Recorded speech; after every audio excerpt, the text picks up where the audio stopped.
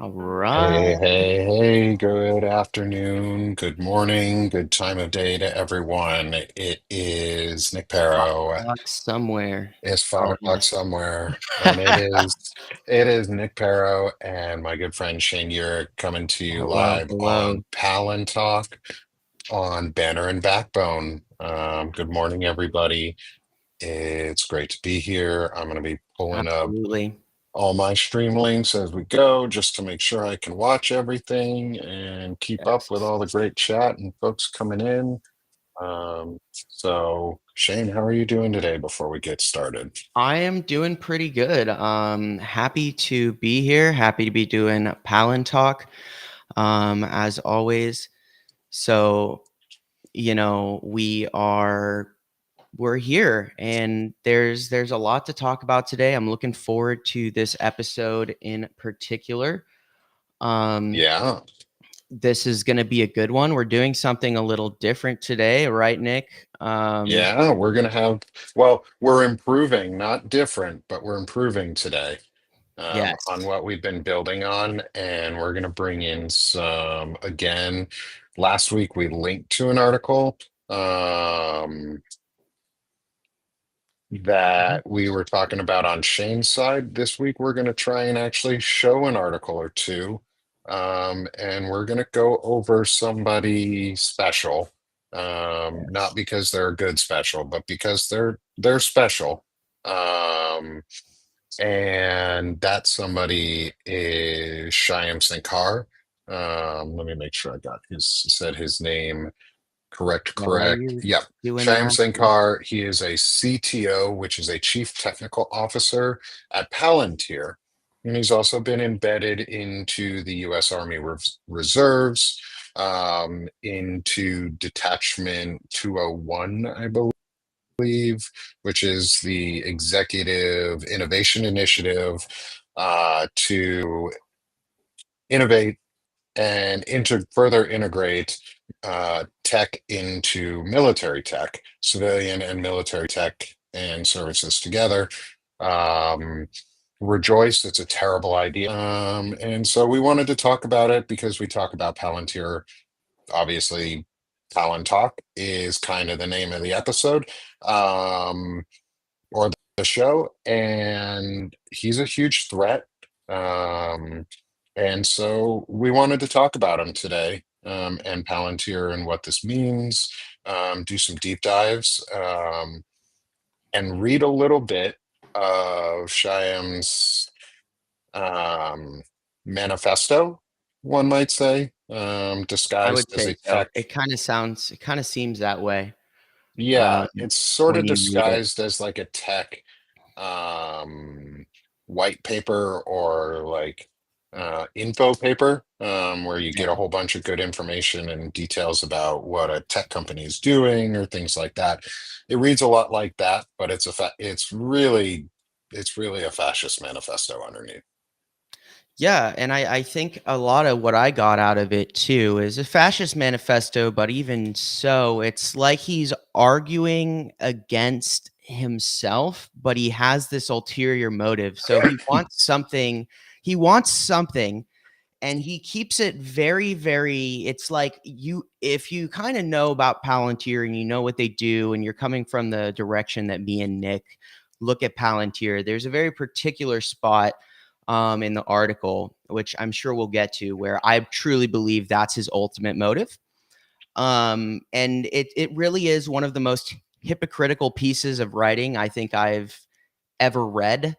And Yeah, it's very ironic. Even the first paragraph is literally misinformation.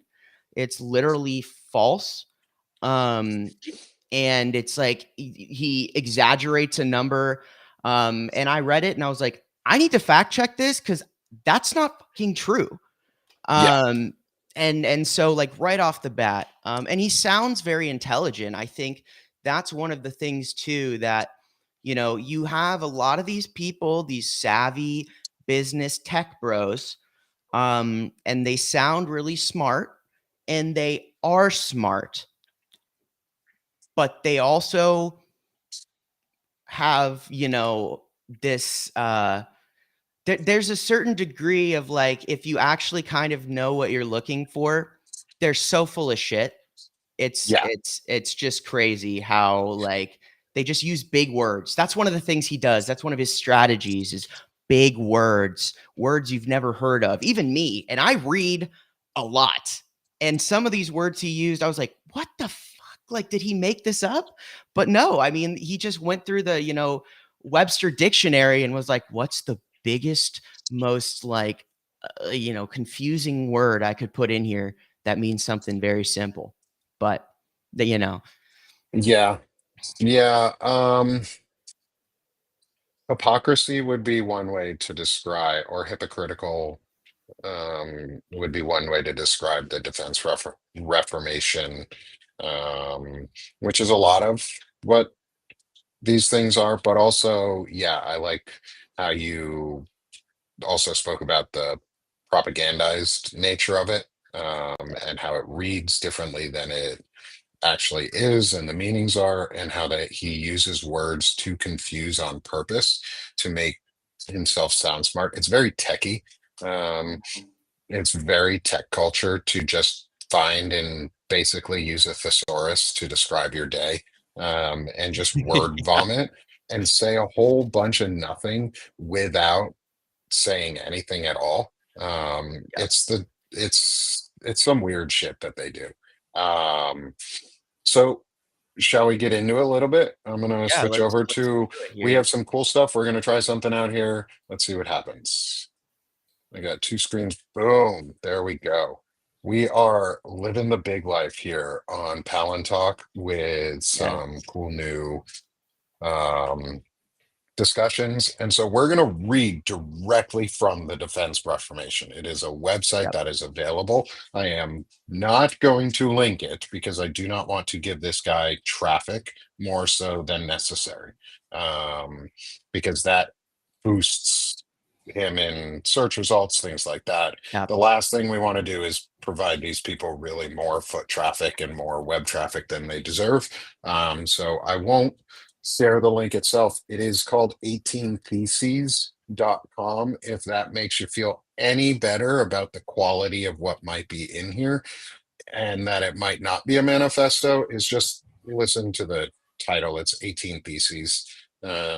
He's doing some manifestoing in here. So let's get through it a little bit. The Defense Reformation. Um,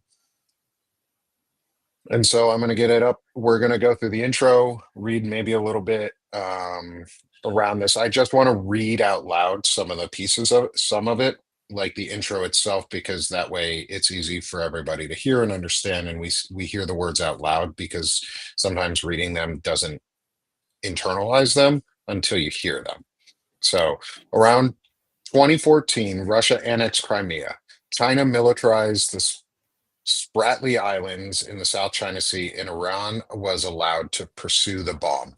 A decade later, we have had more than 300 attacks on US bases by Iran, 1,200 people slaughtered in a pogrom in Israel, an estimated 1 million casualties in brutal combat in Ukraine, and an unprecedented tempo of CCP Phase Zero operations in the Taiwan Straits. This is a hot Cold War too.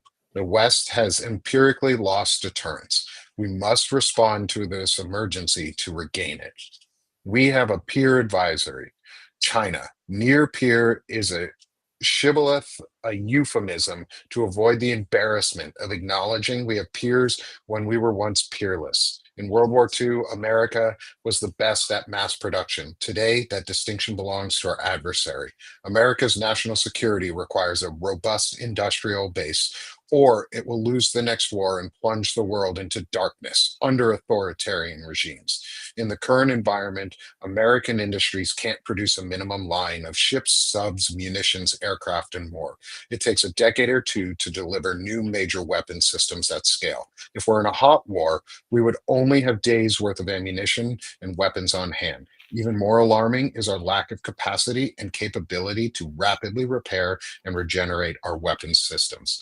Given the vast sums we have spent on defense in these last decades of Pax Americana, it would be reasonable to wonder what went wrong.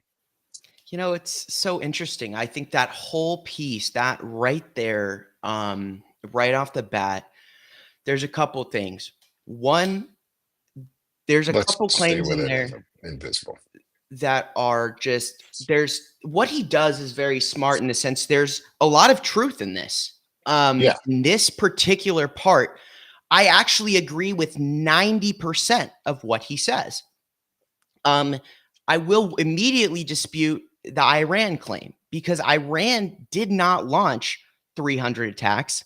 The number was around 170, and they weren't Iran themselves. They were Iran backed militias, Yep. Hezbollah, Hamas, etc. And the 300 is a gross exaggeration of that number, right? So immediately we see him building a world, right? He's creating a world for us to, as he's going to build out his ideas, which are extreme. Um, he puts little things in there, specifically the escalation of Iran and the bomb. He got to work the nuke in there. He wants Yep. you to be anxious about the nuke, so he's putting you on edge. He's talking about a Cold War, right? So that's intentional. He's putting that nuclear threat in there.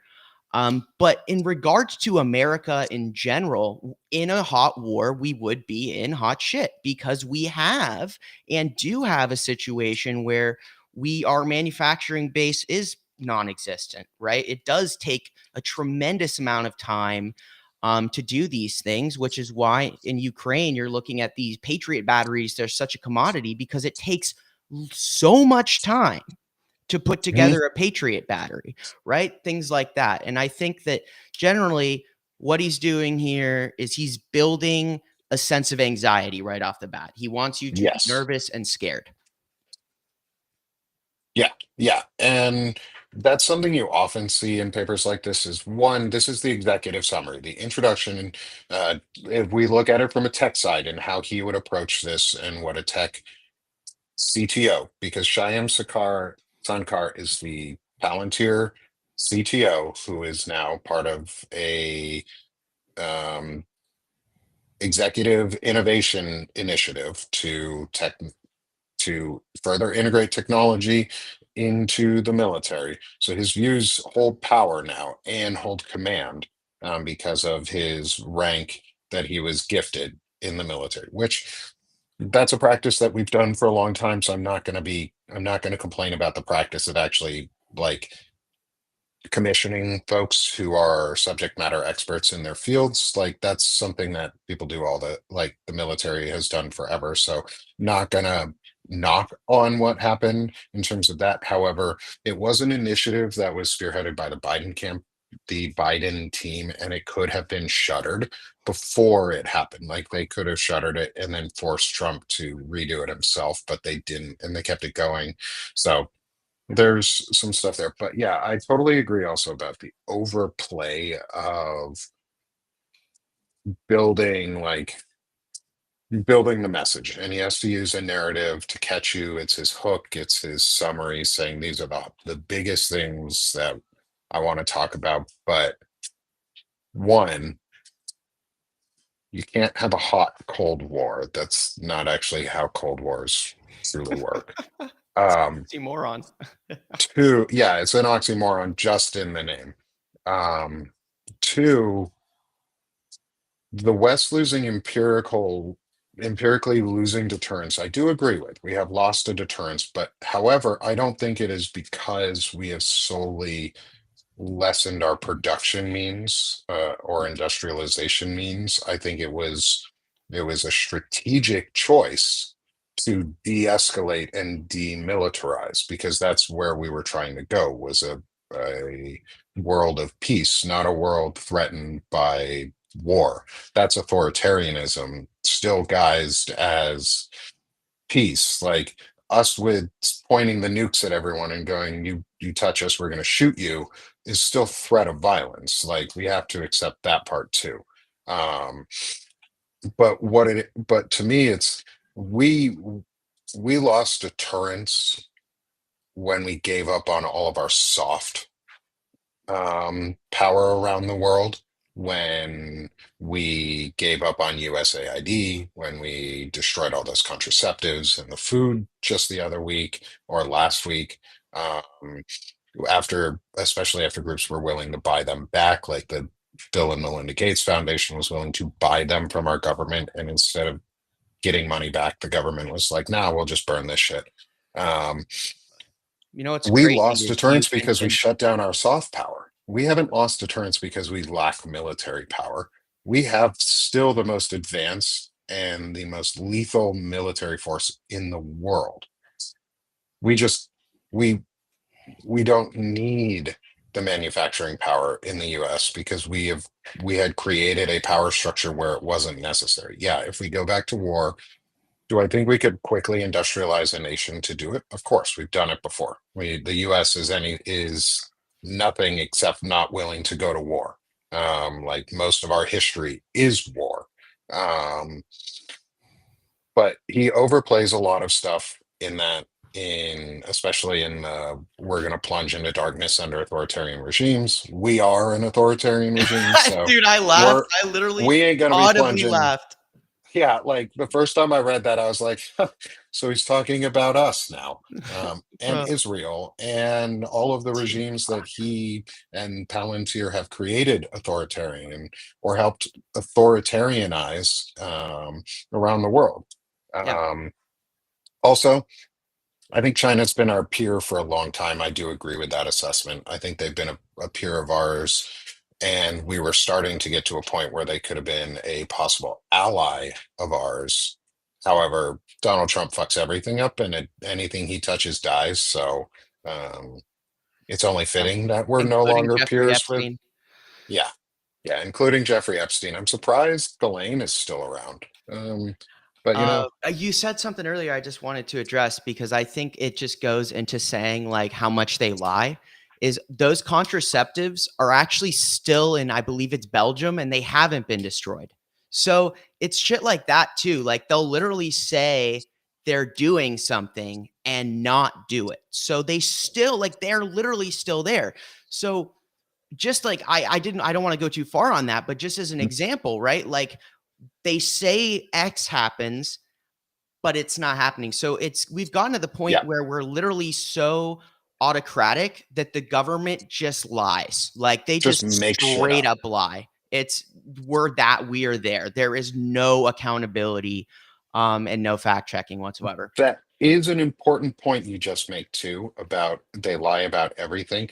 I was talking to someone very recently who they and I have differing opinions. I'm going to keep their confidentiality as much as I can. I will not reveal any relation to them that I have with this person, Sure. or name or gender, because I want to keep our friendship safe. Right. This person and I were talking though, and I even said, I was like, we were talking about the Kirk assassination, and this sort of eventually all of this all wraps in together. Like there is a strategic reason they do everything that happens on the right. But I said something, and he or he, she, they, oh, okay, it was a he, because I already revealed This that part. individual. This individual, he, who I say, well, it is a he, is he I I said, "Hey, like I can't believe anything that they're telling me about the release of the information from the FBI. Not because I don't believe that they have found all sorts of good information, but because I'm not going to jump to any conclusion or belief from this administration because they lie about everything." Everything. And when I said that, his response was, "Yeah, they do. They lie about everything." And I was like, there you go. Like, we agree. We have a starting foundation that we can all agree on. I think so many people have come to the conclusion finally that this regime is just going to lie about everything. You cannot believe anything that they put out, and that's the point. But now the people that voted for it are seeing it. And Yeah. we have to Yeah. be willing to then not blame them more, but Correct. turn the conversation and go, okay, well, we both admit that they lied to us and are lying to us. And that fucking sucks because neither of us want to be lied to. What do we do now? and how do we go forward together? And that was what I talked about with them was we're going to go forward together, and I'm just here to talk about the truth. Like I only want the truth. And so we are going to talk about that as we keep going forward. So let's scroll down and start into the actual meat of this. So we're gonna look at some images. We won't read through the entire thing because it's a long read itself, but we will summarize in some areas. Shane, if you have some specific spots you want me to stop at too, just say the word. Yeah, I will, I have a little analysis that I did on the side here. Yeah. So as we go, let me just kinda as you go ahead and take us to the first place you wanna go, I'll kinda go through my analysis here, and I'll cherry pick the things that I think are most valuable. Okay. Um, and kind of, but I do think we should immediately talk about the term monopsony. I think that would Yes. be a Yep. very important thing we touch on. Yep. Agreed. 100%. So let's first go. It's broken down into a couple sections. So the first is the Last Supper and Great Schism. So if you notice, he's going to use religious terminology Yeah, and key words that trigger very religious, like underpinnings and faith-based um, anger or faith-based emotion. Like he's building specific emotion out of this using keywords. So the Last Supper and the Great Schism are about how the defense secretary held a dinner at the Pentagon, so-called the Last Supper, and it is what consolidated the corporate defense sector. And this yeah. we will talk about a little bit because this is a cool graph. This is an interesting graphic. Section two, if it lets me go to the oh, never mind. So section one, and then the Great Schism, we'll get into that. So corporate consolidation in the defense sector, this gives a mapping, and I'm going to zoom out just a little so the map might load more of the way. So here we can see, there we go. We're going to zoom out a little bit. We can see the big names that we still have in our field. I'm going to scroll back up a little bit. So we've got Lockheed Martin, Boeing, RTX, Grumman, and General Dynamics. Those are the big names we all still today know about the defense sector and who I are would the say defense everyone knows industrial those complex names. complex. Yeah. And so what these were used to be a lot of very, very small groups that were consolidated over time. It was Is this through corporate power acquisition? grabs. Is Yeah, that these are how that through works? acquisitions, bankruptcies, through just mergers, um, different things like that. And so this has been happening. Like this was always going to happen as we transitioned away from a wartime economy to a peacetime economy. Our war machine shrinks like very, very substantially. Some of these in here, you'll see there's like Goodyear Aerospace, Kellogg is in here.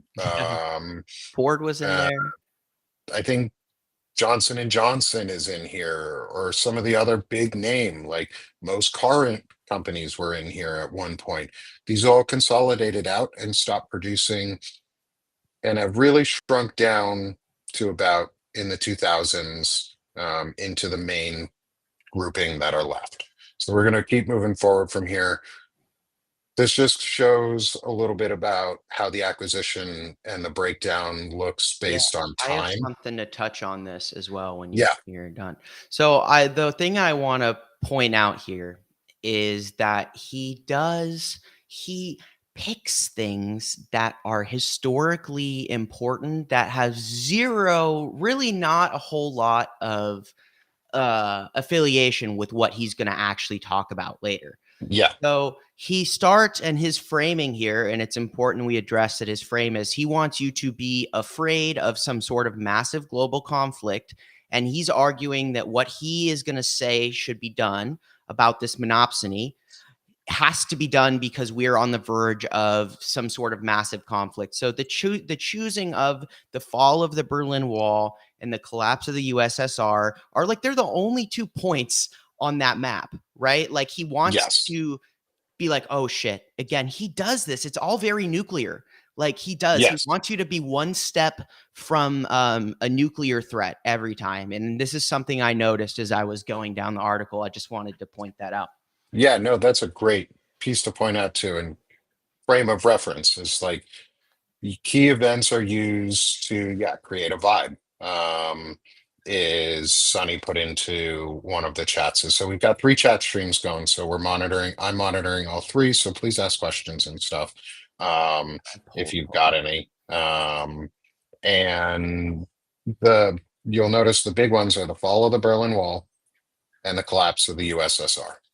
There are no mentions in here of Vietnam, Desert Storm, um, or 9/11.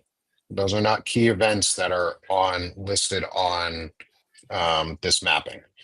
So it's all based on this is all based on the World War II and Cold War. This is where he builds his foundation off of, and it's a lot of truth. Like, yes, after the collapse of the USSR, the US very quickly shifted to a peacetime policy and promoted peace through strength or strength through peace with programs like USAID, the I don't remember the exact name of it, but the broadcasting that we used to do or should be still doing around the world. It was all our soft power. It was everything changed because we tried to go towards a soft power initiative. Um, and so what we're seeing here is this is the major weapon system acquisition budget share by industrial base category. So it's defense specialists is the broad range of categories now. Aerospace and defense companies roughly has maintained a very steady percentage of this chart. Um, the one that has fallen is commercial companies serving defense and many other markets. And that's where true industrial power for a military base works and runs out of is the private sector being able to be shifted to a war economy that uses public-private co-opting. It's wartime acts, it's war power acts. Like those are things where food manufacturers, car manufacturers, things like that, they're going to shift to wartime and defense contracting if they need to. They still can. That's the thing most people don't this sort of glances all over is although things are very high tech now, a lot of these companies have very high tech setups that can be modified to handle military production. It's not much different than civilian production anymore. Like that's the whole point. But I think we could do it. We could ramp it up if we needed to. So there's also fear mongering in this article. That's one of the big things is fear mongering. So Lots of let's fear keep mongering. going because I want to get to where we actually want to talk about, which is the monopsony. The Monopsony. I hate that monopsony. word. It's literally Monopsony. It's a so stupid obnoxious. freaking word. Okay, So so obnoxious. so there is the monopsony's fixation. So I'm going to switch over to um, this one. This is an article that I have, I think, the monopsony. Yes. And so we're going to give this was my breakdown of a monopsony versus a techopoly, because those are two things I was talking about. Monopsony is kind of like a monopoly, but not quite the same. So these are breakdowns from Siam's words, and I actually use a lot of them because they do make sense. He does have a very clear definition of what it is. I just don't think it really makes sense. I think it's kind of stupid and just a word to make himself sound smart. Um, but yeah, so let's get into that. So monopsony. A monopoly is when there is a single supplier who controls the entire market. A monopsony is when there is a single consumer who controls the entire market. A techopoly is when there's a single source of truth who controls the flow of information, manipulating the entire market, which is pretty much what the tech folks actually want is a techopoly. so that they control both the consumer and the supplier side. So a monopoly is supplier side, is one supplier manufactures everything and only everything from a for a component. So like let's say Boeing. Boeing would be a monop oh, Boeing's not, but there are very few true monopolies out there. That we define legally right now as a monopoly. Okay, I was gonna say Amazon there's would a lot be, of them in a non if you're not defining them as yeah, monopolies, but they yeah, okay, for sure. yeah, yeah. So legally speaking, currently legally speaking, there are very few monopolies. However, there are a lot of them. Like monoculture, growth for agriculture, the Monsanto. That is a monopoly Yes. style company because they are the single supplier for something, and if you don't use them, then you can't consume anything. Uh, a monopsony is, in his opinion, is would be like Walmart. Is they're the consumer of supplies, but if you can't distribute through Walmart at a store, you don't get to distribute. And he Like, uses Amazon as, like, the counter to that, right? Like, the monopsony of Walmart assumed they had the market locked down, but now that Amazon exists and Amazon is the primary buyer, if you're a brand, right?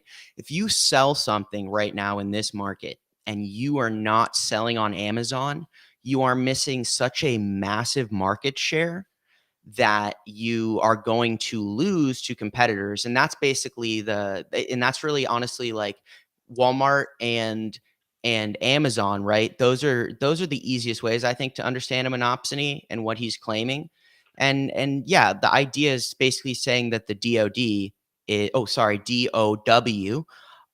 no, um we are going to call it what it is because Congress okay, gets to name things, not okay, I they like don't it. just get to, if they're going DOD. to hate on transgender people, they don't just get to transition the fucking Department of Defense to the Department of War, cost us $2 billion for no fucking reason, and then go, yeah, this is what we're doing. Nah, fuckers, Yeah, you don't. I That's I not how like it. that works. DOD. DoD. We already have the Dow. It's their favorite capitalist market indicator. We don't need, Yeah. we don't need Yeah, that. sorry to interrupt there. But before No, we you're go on, I you were it's good. making a big point though, is his definition of a consumer though is the monopsony is the DoD.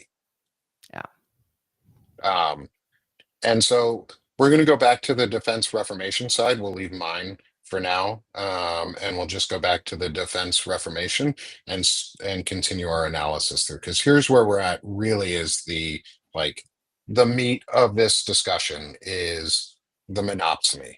okay, So let's read from the thesis of the Defense Reformation.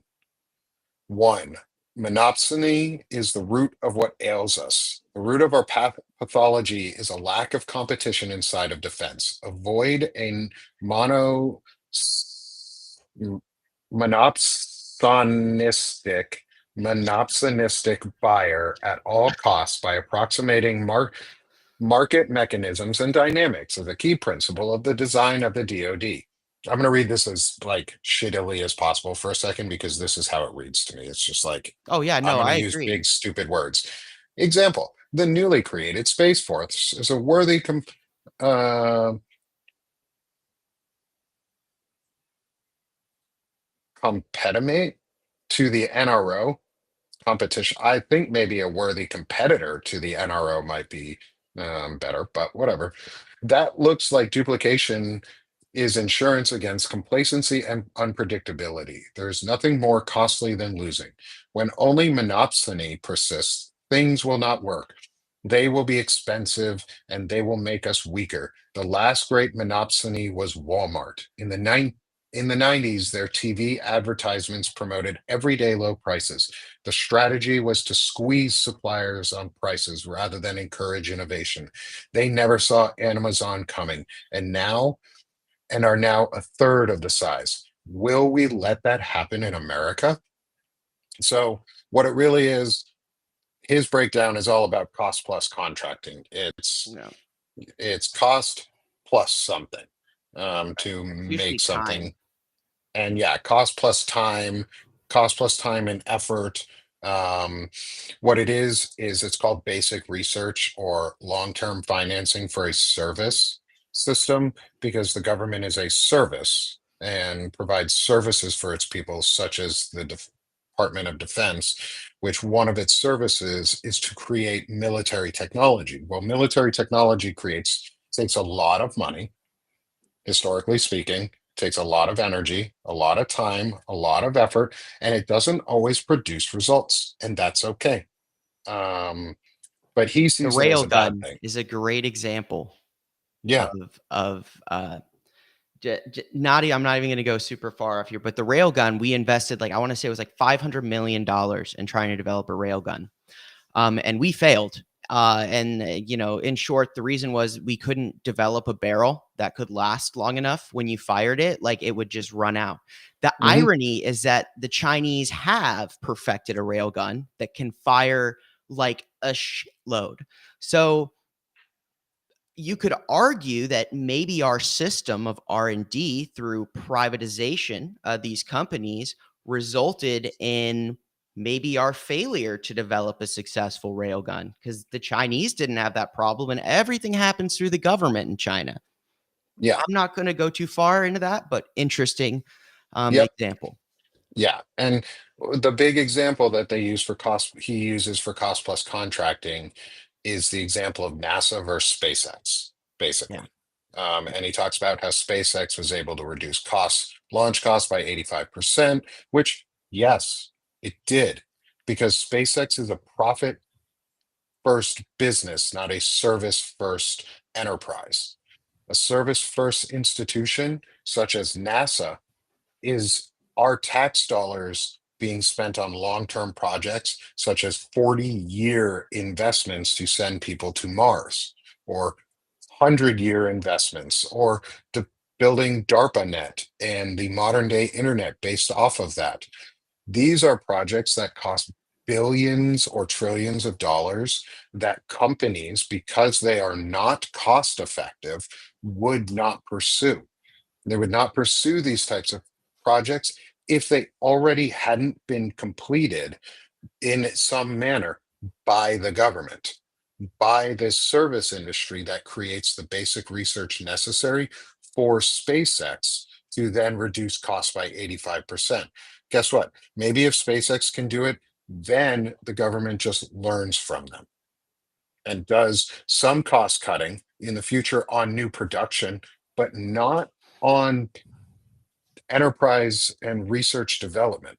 Like that's the thing, like $400 million saved or whatever develop let's see here. NASA estimated the cost of developing the SpaceX rocket at $4 billion, whereas SpaceX did it for $400 million. Okay. Well, SpaceX is a for-profit company that works you to the fucking bone if you do not do what Elon wants you to do, and it's all about cost. It's all about how inexpensive and how cheap they can make it. Like, how Whereas many the SpaceX military rockets isn't. blow up? Like, all the Yeah, time. They're blowing up all the time. Like, I yeah, wouldn't get on a SpaceX rocket because there's like a 30% chance I'm dead. Like yes, it's that significant. yeah.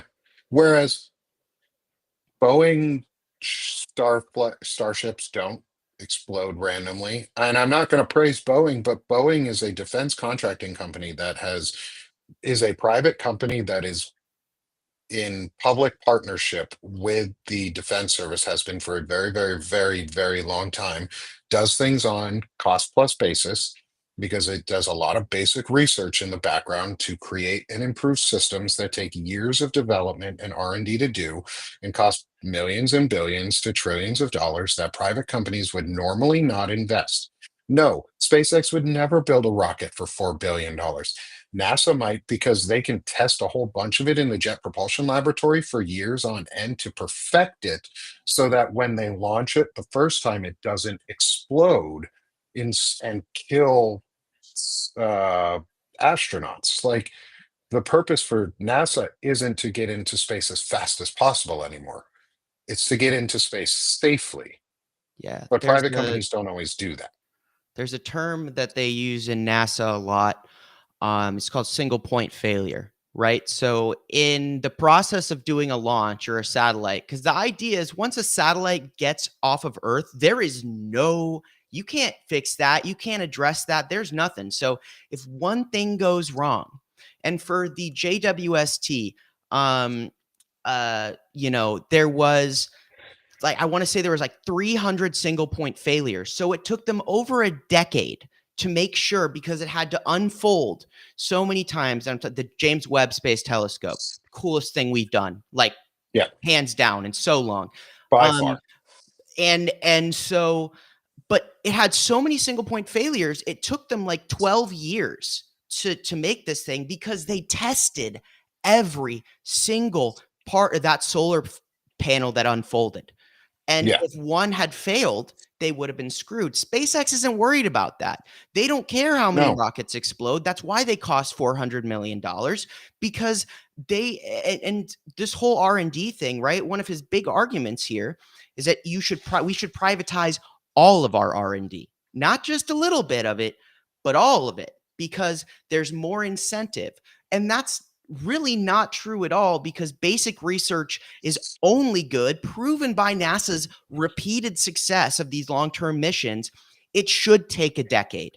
But yeah, these private companies, they don't want it to take a decade because it's about turning a profit. That's why all of this is very, at the end of the day, as we go down here, you'll see more and more. It'll build on this argument that this was my I'll claim scroll in while you're response to talking. him.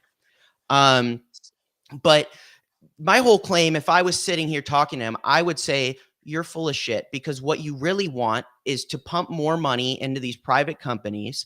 And your argument is that because you have this, consolidation, that you need to reopen the market to all of this R&D.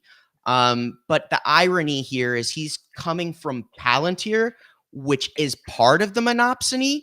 They are the tech monopsonist. So Yeah, it's all, and there's one part, we'll get down to it later, where he mentions data. And that's one of the key things, I think, when we talk about this, is that he mentions how they don't have access to data. They need to innovate, and they've been waiting 20 years. And that's what I think really it is if they need more money and R&D. They're just trying to pump the value. And if you reopen the market, it really just creates more opportunity for consolidation. If we looked at that top graph where it showed all of the companies going back down from the beginning, all yeah. he's Let really me scroll back advocating up for for, us. yeah, all he's really advocating for is to take those lines at the end and then pop them back open to something closer to the beginning so that the cycle can start over. Because it's cyclical, right? We're talking about capitalism and consolidation.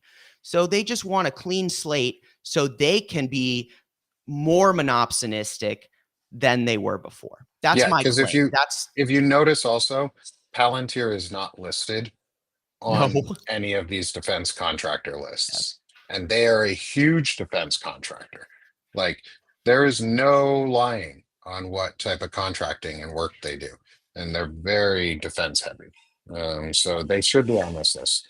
And yeah, so let's get to, so we've talked about monopsony itself. Yeah. Number two is the cost plus contracting that makes us dumber, slower, and poorer. I disagree. Um, I I agree it does make us slower, but my argument also on this in my analysis was slower is often better, especially with tech, especially with compared to unfettered tech growth, because their bottom line is a bottom line of money and not humanitarian or human value. And they're willing to sacrifice the many for the needs of the few instead of sacrificing the few for the needs of the many. Or sorry, yeah, they're willing to sacrifice the many for just the few of them. Yeah. And where the sacrifice to get the technology that they want and the power that they demand. I would argue we're not we're probably the most visible sacrifice, but every Falcon Heavy there's people who die for those rare earth minerals. Okay. Every Falcon Heavy that blows up, you go to Africa, you go to Asia, Myanmar, wherever. Okay. There is massive exploitation. People are killing each other. There's Yeah, genocides over these countries because groups are trying to control rare earth minerals. Every Falcon Heavy they blow up means they need another $100 million worth of rare earth minerals, which is paid in blood. The joke of the blood diamonds from Africa. No, what goes not a into a joke. Falcon Heavy? Yeah, well, you're right, not a joke, but the adage of Yeah, blood diamonds in Africa is all the same for every single component that goes into a Falcon Heavy rocket. It's yeah, not just that. So we are maybe the most visible, but it's intentionally invisible, all of the lives that are lost to build a Falcon Heavy or to build any of these things. And I think it's yeah. worth talking about that because they shouldn't be invisible. Oh, absolutely. Totally agree. All of that. Totally agree on that. The next one, let's go on to some of our other points here. Is Only three, a requirement is budget winning. That's is a crazy. plan, and no plan survives first contact. This is a military adage that he doesn't actually understand. Is That's why you have alternative plans and strategies, and that's why the military does so well at creative combat and close combat, is because the human factor of no plan truly survives. But a budget is a plan, and no budget survives the first contact, is what he's saying. And on a government side, sure, like of course, we may find that we need more spending to support additional research and new programs to continually build and maintain the public or the publicly owned option of what the private companies are doing, but in a safer way that actually has regulations. I don't, unless you want to spend some time on this bullet. I think this one irks me, and it's just a I think annoying. all of these this on the screen here is we can kind of sum these all together. And he's basically arguing that it's basically like you need to privatize things because the way things that are centralized, it doesn't work as well. And I think maybe this is a good point for you to talk about Conway's Law, because I think that is something that will kind of help and play into what we're going to talk about next, especially this Yeah, requirement is winning, primacy of people, et cetera. And I think that would be a good time for you to touch on your article about yeah. that as well. Yeah, and so before we go to that, is the person is the program, the primacy of people. What that really, if you're in the tech world, what that means is 10x or 100x employees. It means you're overworked, underpaid, and for the talent that you provide, and they're just going to use you up in an endless amount. That's sort of what that means. But what I want to get into is really number seven. Is that one's one of my favorite topics, because Conway's Law is one of my favorite actual laws of like how organizations and things are structured. And one of the things that I really like to do is build and structure organizations and define and help build how people communicate and talk and learn, and what is like how things are disseminated in a way that people can understand and collaborate on. It's about collaboration and building and team building and growth. So Conway's Law is you ship your org chart. I'm going to read my definition of Conway's Law, and let's scroll all the way down. I don't know if I do Conway's Law on this one. No, it was your This one, other this article. first one. Yeah, yeah. Okay, so I'll drop this link in all the chats real quick too, for anyone who wants to look at the article itself. Is This article is the insider threat Palantir CTO Shyam Sankar. It's the first part, or it's one of the parts about Shyam himself, but also about the defense reformation. And so Conway's Law is something that's big in the tech field, but it's also a important thing. So let's read through what I wrote here on the discussion about what he said, and my quick analysis of it. So Conway's Law, look at it, quick dive into the tech field and discuss Conway's Law. It's one of my favorites. And to be honest, Sankar provides a concise description in his manifesto. The core idea is that the way members of an organization communicate and collaborate will shape the design and character of the systems and projects it produces. We can compare this to Melvin E. Conway's own definition from Wikipedia, which is organizations which design systems in the broad sense used here are constrained to produce designs which are copies of the communication structures of these organizations. So in my words, your system is a reflection of how you communicate, and it applies to many areas of life. If applied appropriately, it is a great way to help bridge communicational functional gaps, creating a system that is self-reflective, evaluates, and iterates and grows. The critical component in Conway's Law is the intent, and it's how you use the system, and it's how you use the communication structures to either better the system for everyone in collaboration and increase everyone's overall ability to say produce compared in a way that is ethical and moral. Like this is where he doesn't take into that consideration is the ethics and the morality of it is not only do you have to consider the communication itself, but how it's communicated, why it's communicated, and where it's communicated. Those contribute to the morals of it and the ethical nature of it and how you intend the words to be used. What are your thoughts I on there? think I think that the interesting thing is Conway's Law doesn't say that there should be an ethical factor. And your definition doesn't say there should be an ethical factor either. You're simply stating that it's a reflection of the communication structures in the organization, which Yeah, means since Palantir is a corrupt and amoral organization, its practices in and of itself are going to be amoral and corrupt. Because like correct. you said, if you look, there's a graph in there where it shows like market cap and the amount of employees.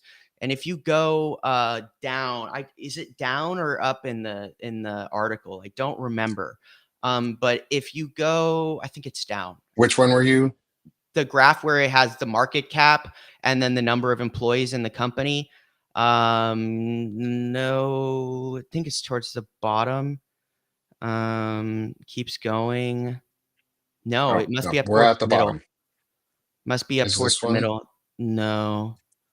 Oh, you mean that big green, Yeah. There, right there. So if this you one? zoom in on that right-hand category, it's the only time you see Palantir. And that's Oh, honest. There's so much irony here because it actually has the biggest market cap, I think, on that. It might be one of the it biggest does. market caps. It's the biggest market cap. But if you go down and you look at the number of employees in Palantir versus all of the other companies, it's like I think the closest one is It's like 10%. It's 4,164 right here. yeah, and Employees. so in terms of exploitation of your employees, and they have the highest market cap, and yet they have the least employees. So you're looking at a company that probably extracts a shitload of productivity from these people.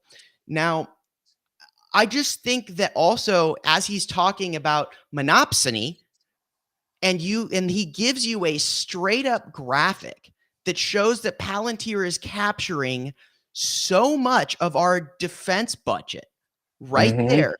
That market cap is insane, which means it's getting massive contracts. So just that right there. And let's apply that to Conway's Law. If this man is an officer in this company and he is Hmm. misleading you through this paper, and still he's providing data, but he thinks he's smarter than you using these big words, that he can shove this in your face and still get you to believe what he wants. But the reality Yes. is Conway's Law itself, which is a law, right? So there's theories, but then there's laws, right? And if we're going to say it's a law, it means that we have unanimously stated that a organization is a reflection of its components, which makes sense. Communication structures. Just like our government, right? It's a reflection of the people who are running it. And since it's being run by the billionaire mafia, we are going to have a government that is amoral and corrupt, which works Yes. very well with amoral and corrupt contracted defense companies that do participate in the monopsony. And Palantir is the worst of them. That's why we have this show, because we Yeah. talk about it. But yes, I think your principles on Conway's Law, I think that really is what it is. And it's very simple, and he can make it as complex and use as big words as he wants. But he's Mhm. all kind of damning himself when he brings that in, and he makes such a big point about it, because again, I think these people just think um, that they can just say whatever they want, and that everyone is just going to be as stupid as they think people are, Mhm. because he literally put this on the internet. Yeah. So that's kind of my take, and I hope that kind of touched base on No, it what you. does. Yeah, It does. Yeah. And one of the things too, especially on the Conway's Law side of it, because we're gonna close out our discussion here on this and then shift to our next favorite part of the show. Um, but the discussion on this one around Conway's Law is really important because and the way that they structure systems based on communications and employees. And I think Shane, you make a really good point about how few employees there are at Palantir and how large of an impact they actually have overall. These are what people would consider in the tech world, like I already said, is 10x or 100x employees. These are employees that will sacrifice everything to be the best. They will sacrifice their families, they will sacrifice their friendships, they will sacrifice everything to be the best at all times um, about in their field, and they just want to be the best, and that's all they care about is being better than others, and that's what this is they're trying to do. It's a fake meritocracy um, that they are building, and it's just like everything else. It's a house of cards built on lies where people are stealing other people's ideas and claiming them as their own. Lived experiences can tell me that this is how it works, especially in the tech field, and what happens, and they use that to catapult themselves into these positions, claiming that it's so amazing how little they do outside of work and how little life they have other than being a worker drone. They're willing to literally enslave themselves to their job to get a promotion or get seen or get any sort of positive recognition in any way, shape, or form. That's what 10x and 100x employees really need. And that's what they've twisted Conway's Law to mean, in my opinion, is that it's about overproducing with undermanning or understaffing and convincing people that what they're doing is meaningful to them when it's not. Um, so that's I some of the big takeaway um, in all of this for the defense reformation. We'll probably come back to this because there's still plenty to discuss in here. So maybe we'll do a part two coming up soon. Um, I think we well, should next touch week on the primes, and kind of maybe I think that's an important part as well. So maybe we can kick off next week with just a couple. I won't be here Um, next week. You'll be oh, hosting on your own. I'll carry the banner next week. Yep. So Nick's Oh, done and it. I'll get So you set next up week, ahead of time with everything so you cool. can Word. use all the resources here too. Um, Okay. but yeah, I've got a personal thing going on next Monday that I'm super excited for, Sweet. but I won't be available in the afternoon due to it. So Shane will be our solo host for Palantalk next week. Um, Big day, big day, big week for me next week, guys. So, yeah, we'll have to see. I have one question for you, because yeah, as a person who was in the tech industry, and was yes. part of that, and you understand the fast pace and the pressure and that crushing weight of being in this field, my fiance, she works in not the same field, but marketing, digital marketing. And Yeah. there's a cultural aspect of this where it's like cocaine culture. Like all these people in marketing, they're they do a lot of cocaine. And I was curious to see if there's some sort of synonymous carryover to these tech people as well, as if they, if you like, is there kind of a coke culture in tech as well? Not in the sphere that I was in, that openly know of, because I never put myself in that sphere.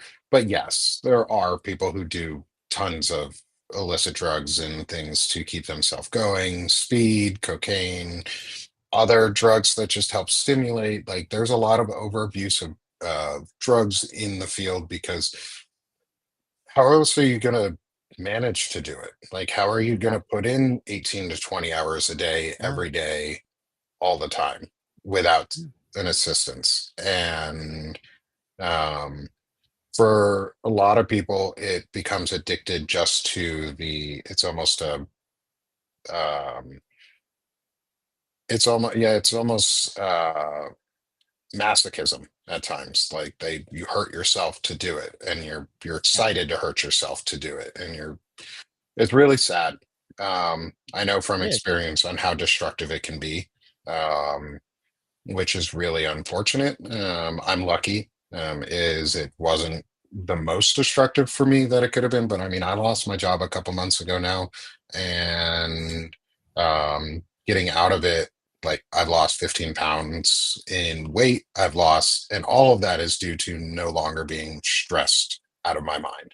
Like You're happier. I'm not, yeah, yeah, and I'm not working 80 plus hours a week every week doing a whole bunch of shit all the time. Um, and so, yeah, I feel happier and I just feel better. And I'm not competing with everybody. Like I'm here on Substack working with people, and working with people who want to be here and who want to collaborate and want to go beyond into the stars and bring us into a future that doesn't suck. So, Shane, I asked the question last week about space. So, your turn, brother. All right. So I want to know what your favorite new image is from within the solar system. And feel free, I have one ready. So feel free to go and find one here Yeah. that JWST captured in comparison to what we saw. Do you have a URL for it? Because I could drop it, I could bring it up on screen. Yeah. And I chose Neptune, Ooh. because we can see Neptune's rings for the first time.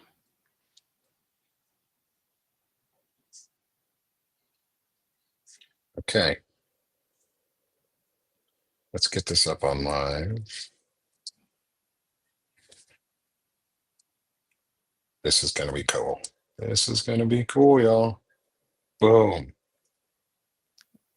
Let's see if we can zoom in on that. Let's get some zoom a little bit more.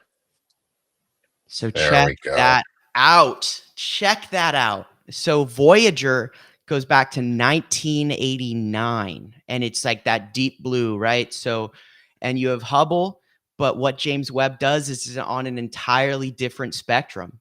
And we don't have the blue, but you can see that Neptune has these rings, and they're so visible, and it's incredible. I mean, it's just a beautiful picture. It's stunning, and it just goes to show what, 12 years of R&D can do. Yeah. Yes. And that gets back to the idea of like, it took a long time to get there, but it was worth it. It was worth it because this picture was taken a year before this picture. And not only do we get the rings, but we get like the glowing aura and hot spots and like reflection points that we couldn't see here before. And if they look at that from different thermal grades, they can show like how the layers and the different like pieces of all of it. Yeah, no, that's so fucking cool. I'm so glad you Love asked it. because I I found a love it. really cool one to show for Awesome. my next one. And this is one of my favorite images from Hubble, just in general, is the Yes. pillars of creation. Yes. So the pillars of creation, and this one's really neat. This is the Hubble version. This, as I slide across, is the James Webb version. Wow. Look Wow. at how many more stars and solar systems there's and galaxies they're seeing behind, because each one of these lights, points of light, is a star. Every single point of light in there is a star. And then comparing, like, this is so gaseous, it's beautiful, like one of the Really most beautiful. iconic images. Beautiful. And then we slide it over and it's just so much more vibrant. Like it almost looks like there's an animal jumping out of this one, like lions coming out, or a face up here. I see like Chewbacca coming out of here. Let me create. Did you ever hear that the way they made that sound? If you like actually look it up, and I encourage you guys just to go and look up how they actually made the Chewbacca sound because I want us to stay on topic of cool space pictures, but it's Mhm. a crazy story and it's really cool. So I have there's something really cool that you actually get out of this as well. Yeah. And it's the concept of gravitic lensing. Um, and the farther back that they can see, right, with JWST, with these bigger stars, and since JWST can go so, like, they can take a picture. If you look at the pillars of creation, right, and you go to that top left star, the ones that's visible in Hubble and the one that's visible in the JWST, when something that is that big, specifically stars or black holes, they can use gravity to effectively make a microscope and they can see farther and farther. And what pictures like this are telling them is that galaxies were forming when we thought the Big Bang was happening.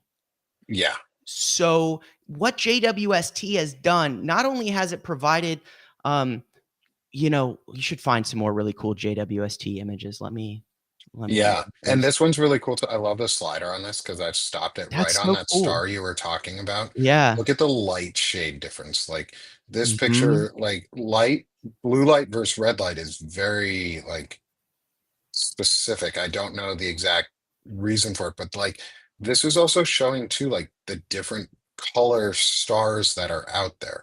This one Yeah. was a much more like generic stars, but you get all these really bright red ones or purple ones or pinkish ones that you see.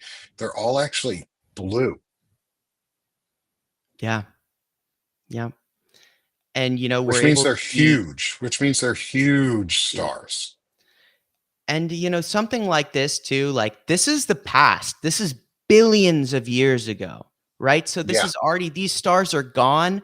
They've changed into their new stars now. They've probably gone from like, to a red dwarf or a brown dwarf, or maybe they've gone supernova and they've exploded and there's a black hole there now. I mean, it's like an image like this just really affirms what it really means when we say possibility and Yeah. what could happen. I'm trying to Yeah. think. There was really one of the nebula. There's a phenomenal Because even J. zoom, like I'm gonna zoom Yeah. in on this one. Look, Yes. we've got a couple stars that you can actually see behind that you couldn't. You could barely see one, but all this aura around it because of the lensing, you can't see it. But now, because the lensing is so much better on the cameras and the image quality is so much better, you see all these stars behind it. And each one of those that we see behind it, too, well, two, some of these may be in front of it. Like it may just be this one is so bright and it looks like it's behind, all the others are behind, but it may actually be these stars could possibly be in front of it. And we're just glared out by the brightness of this other star. Um, and we can talk about like going around, let's say this one's behind it. or something's near almost right behind it, let's say like right-ish there. When you get in right behind that big star, the gravitational lensing that goes around it too. So the time difference that the light takes to get to us based on the lensing of the universes or the galaxies around it also impacts how long that light gets to us, what light quality we get, um, whether how far away it is. It all goes into their computations on figuring out like the information about these stars. Ooh, this one's pretty. Okay. Going into another one, guys. Wow. Like Look at I like that. it's astonishing, right? Like They look like it's snowflakes. it's beauty, like it's so beautiful. And I found one more that's rocking. And I'll drop that there. I think it's pretty good. But like just and mind you, you see those in the bottom left-hand corner, those are galaxies, guys. Those are not stars. Those are galaxies. You Yeah. can see by their shape, like they're not stars.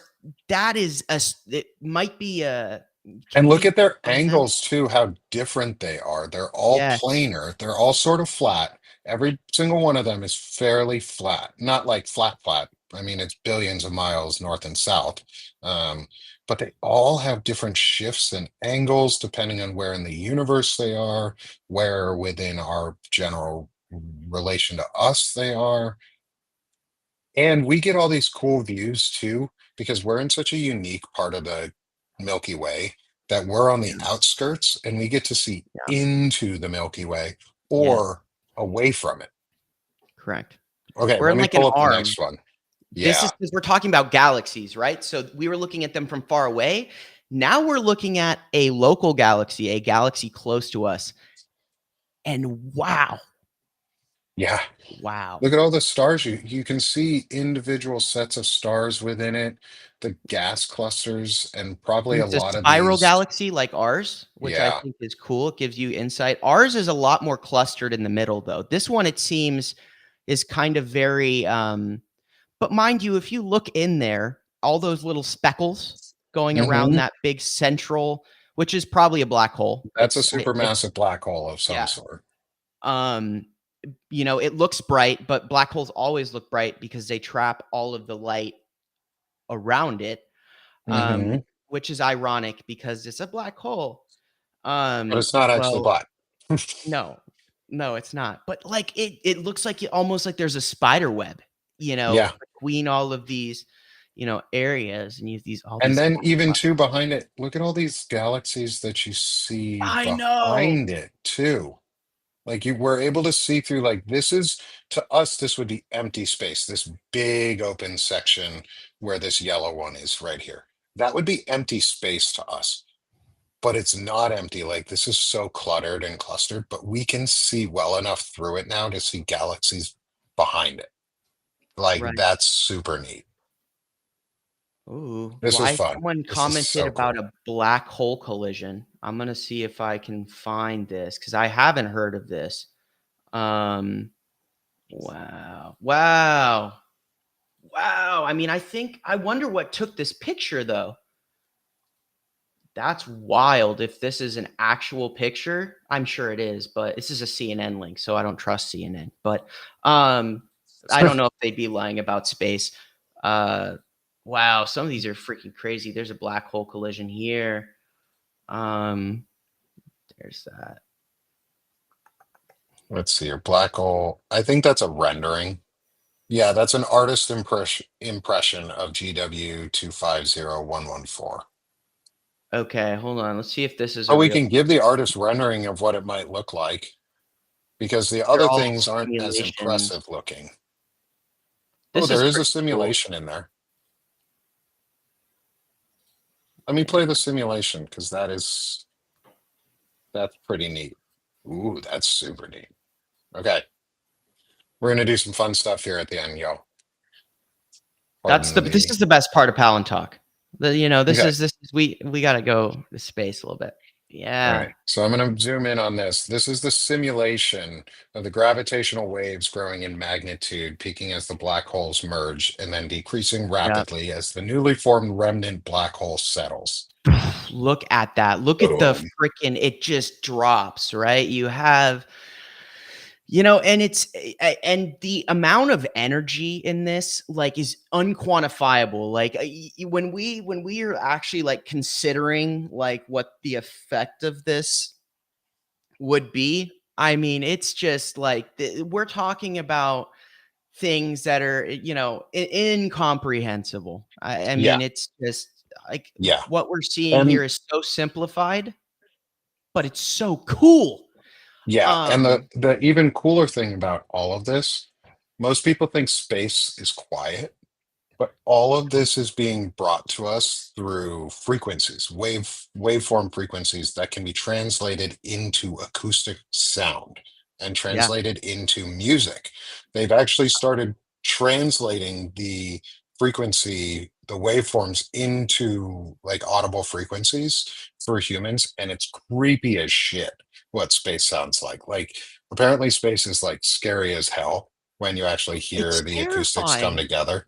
I totally. It's like the cosmic background radiation, right? But it's like crazy because as we get this technology, like the one thing we can definitively say about space, it's like, Socrates, the only thing I truly know is that I know nothing. We don't know shit, okay? But we can Yep. look at it and we can be like, that's the coolest shit I don't understand. Oh my God, But I'm and glad somebody else does. yeah.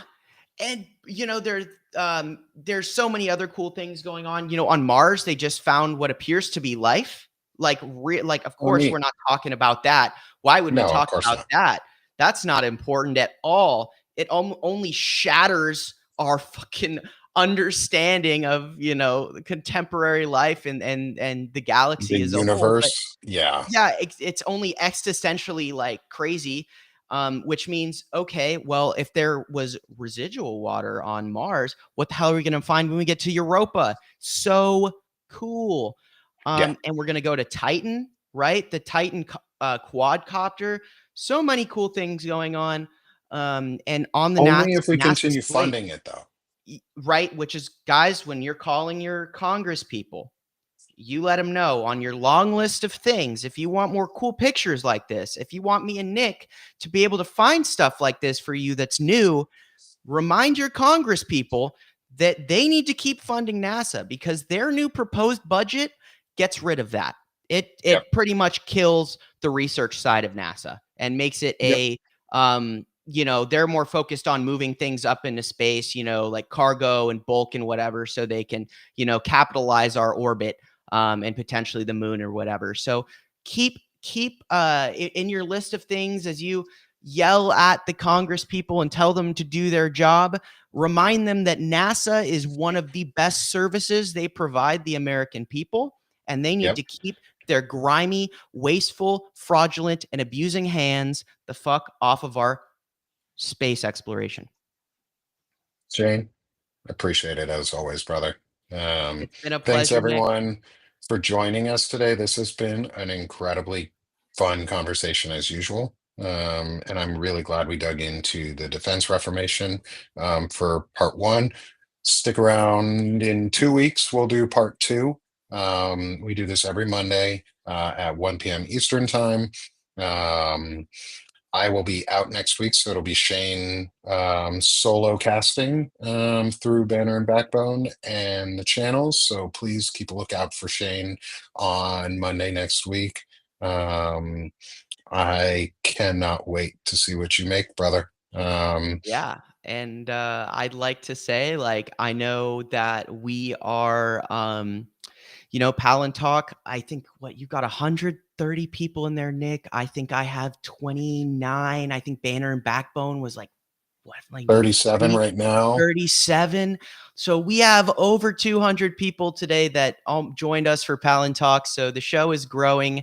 And I am so grateful that you guys join us to fight technofascism, but also to come and explore our beautiful galaxy that we live in, our beautiful solar system. The last thing I would like to say, is that um, make sure if you guys can, you go and subscribe to Banner and Backbone. If you haven't subscribed to me or Nick as well, make sure you pop over and subscribe to me at the Firebrand Project, to Nick at the Sick of This Shit with Nick. And I just hit 2,300 subs this morning. So wicked excited about that, guys. So I am running a 50% deal off of paid subscriptions for life. So if you guys are interested in helping me out, work towards my goal of going part-time on my current full-time job so I can make more content, do more writing, and more shows like this, I would appreciate it. Now is a great time to do that.